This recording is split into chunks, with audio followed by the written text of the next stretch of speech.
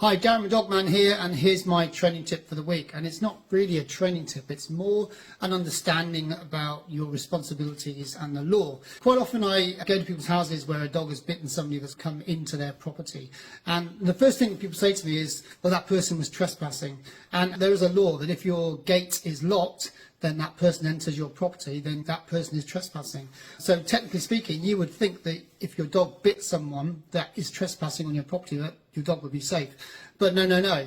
Okay, the Dog Control Act states very clearly that you have a duty of care. So regardless of where your dog is on your property, if somebody is trespassing, technically, and your dog bites them, then your dog could be held liable for that attack.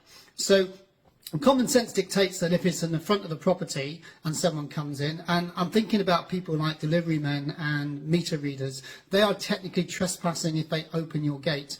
But if your dog attacks them, then you are still liable and there is a duty of care for that person. So make sure you close your gates. If you've got a dog that you can't secure at the back of the property, which is probably the safest place, then put a padlock on your gate, okay?